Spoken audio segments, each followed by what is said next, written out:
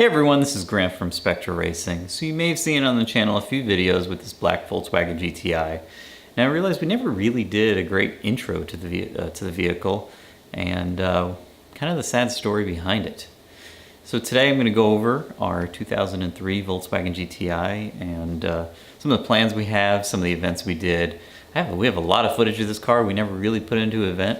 So we're going to go over the story, how we built it, the testing, what happened at grid life, and the future plans we have for the car.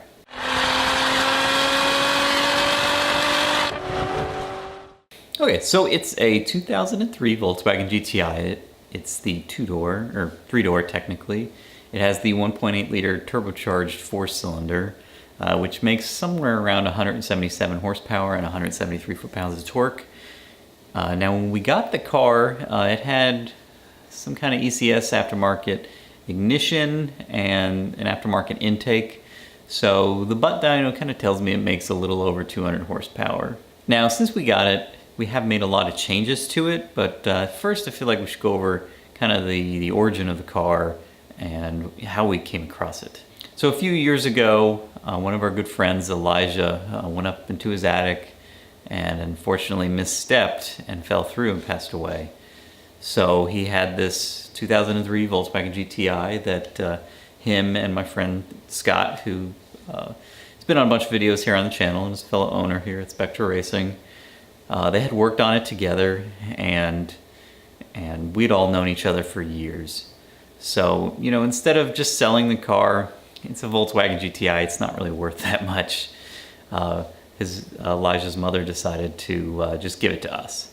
And we figured, you know, we'd make some sort of tribute to it in the form of a race car. So when we first got it, it still needed a little bit of work. Now it ran and drive pretty good. Like I said, it had, you know, an aftermarket ignition and an aftermarket intake. The motor is strong. Now the weak points are it does have some kind of crappy Godspeed eBay coilover kit that isn't that great. It doesn't ride that nice.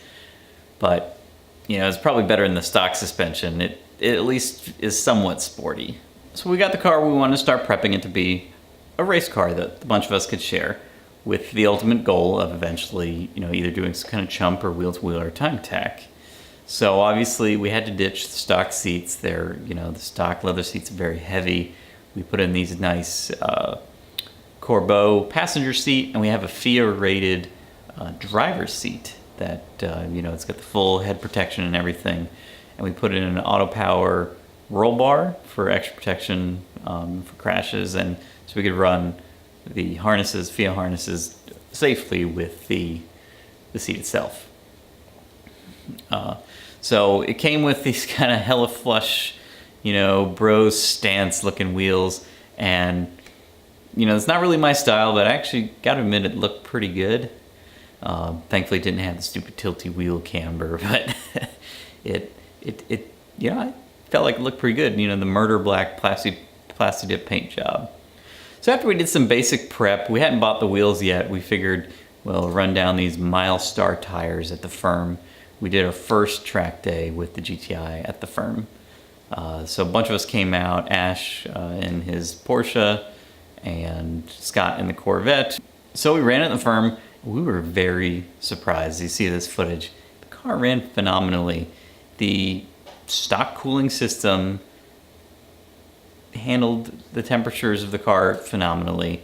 It was summertime in July, 90 plus degrees, running this car at 10 tenths, and it did not overheat when we were running the air conditioning, which was absolutely necessary since we were running full safety gear because we were a little afraid of something breaking on the car or blowing up.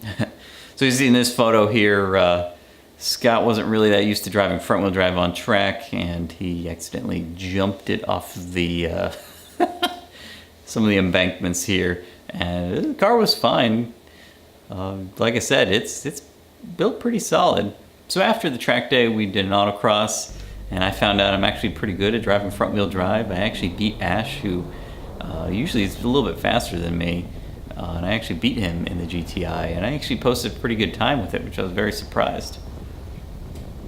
And we did get a set of these SSR wheels with BF Goodrich just like summer performance tires. They're not great, but they came with the SSR, so we're just gonna burn them off before we put a real set of tires on there.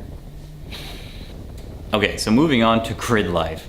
So after spending the summertime getting the car prepped, getting everything ready, changing all the fluids, making sure everything's good, putting a set of EBC yellow brake pads, everything we get to make sure the car would be reliable at Road Atlanta on track.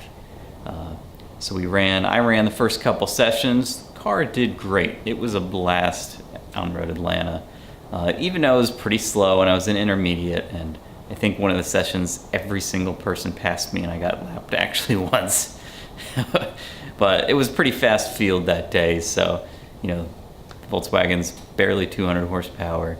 It wasn't that fast, but the thing with the Volkswagen is it's front-wheel drive, so on that course, which can be pretty technical and pretty intimidating for beginners, and that was only the second time I'd been on Road Atlanta, I just found it a blast. And you could drive the car at 10/10 with minimal consequences to your safety. Whereas, driving my Mustang, I probably wouldn't drive 10/10, at least not for a couple times of being on Road Atlanta.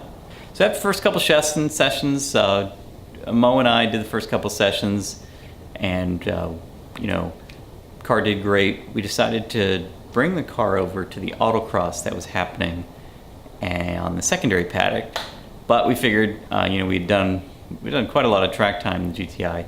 Swapped the wheels. Mo came over to me, and he's like, "I didn't know this car had lug bolts. These are pretty strange." And I told him, just make sure you put them on carefully and you torque them to 86 foot-pounds. And put them on carefully because the spacers are pretty weird, and you got to make sure you don't tighten the lug bolt against the spacer.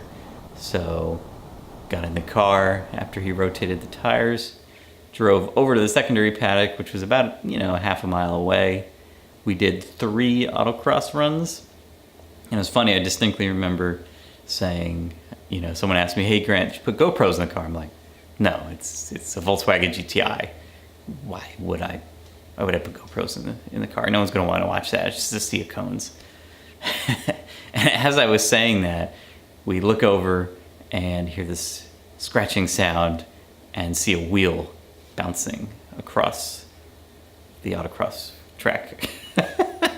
Realizing that something catastrophic had happened, and we run over there, and you can see some of this footage, although the SCCA people didn't really want us to show it, but no one was hurt, and in retrospect it wasn't really a big deal. Didn't even damage anything, not even really the ground.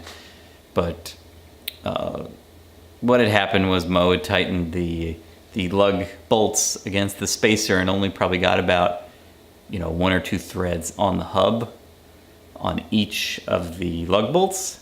And what happened was, I think they just unloosened themselves after a few runs, and the wheel just came off. So we got the car all running again. Right now, unfortunately, I discovered that the timing belt is about to go, so that's why it's sitting in my garage. We're gonna swap out the timing belt, get everything back together, prep it for a couple races coming up here, and I think eventually what I'd like to do with this car, and see if the other guys agree, is probably get a better set of tires, some, a somewhat decent set of coilovers, and enter it in time attack. The car is pretty easy to drive since it's front wheel drive.